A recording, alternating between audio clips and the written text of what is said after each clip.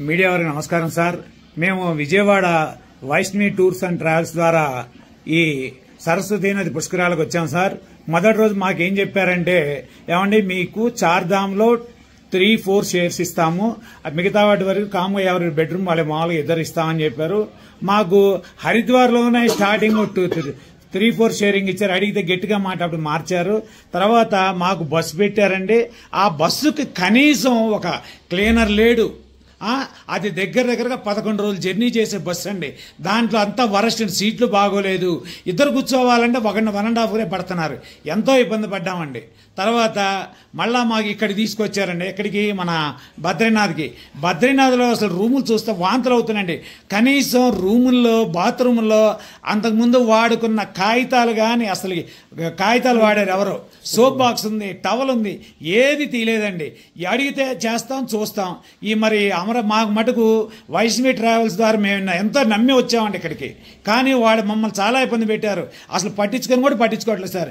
మీరు ఎందుకు చెప్తున్నారంటే, రేపు మళ్ళా ఈ వీరిని నమ్మి ఇంకొకళ్ళు వస్తారు, వాళ్ళు పాంప్లెట్ వేసుకుంటారు, నెంబర్ 1గా చేస్తామని చెప్పేసి. అందుకని మేము మీడియా ద్వారా మా ఇబ్బందులు మీకు తెలియజేస్తున్నాం సార్. నమస్కారం సార్.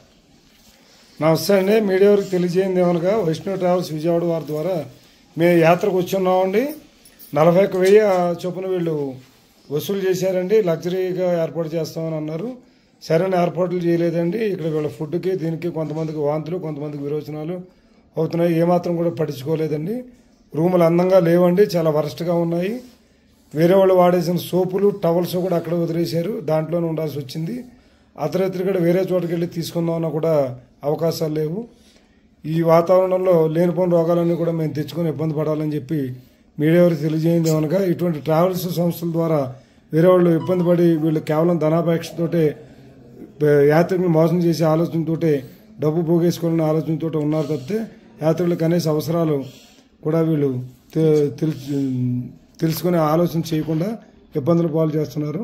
దీని మీద రాష్ట్ర ప్రభుత్వం చర్యలు తీసుకొని ఇటువంటి ట్రావెల్స్ యజమానుల మీద ఏదైనా సరైన కట్టుదిట్టం చేసి యాత్రికులు ఎవరూ మోసపోకుండా ఉండాలని రాష్ట్ర ప్రభుత్వం చర్యలు తీసుకోవాలని చెప్తున్నాం. అంతేగా సార్. ఇప్పుడు మిగతా అందరు కొంతమంది మీరు అనుకోవద్దండి, వాళ్ళు ఏమన్నారు, మేము అడ్జస్ట్ అవుతామన్నారు. ఇప్పుడు ఉన్నోడు ఇబ్బంది పడేది మేము, రోగం వచ్చేది మేము. నేను రోగం వచ్చిన నేను ఇబ్బంది పడతా కానీ అడ్జస్ట్ కావాలన్నా సార్. అవతల అందరు రాలేదు మీరు అనుకోవద్దండి. మేము అడిగితే ఏమన్నారు, మేము అడ్జస్ట్ అయ్యాము, మాకు రోగం వచ్చినా పర్లేదు అన్నారు సార్ వాళ్ళు. అది రోగం వచ్చినప్పుడు ఎట్లా సార్, రాత్రి 2 పడిపోయారండి. మేము ఎట్లా కొట్టి ఆక్సిజన్ పెట్టించి లేపించామన్నమాట. అసలు రూమ్లో రాగానే వరస్టమైన బ్యాడ్ స్మెల్ అండి ఇది.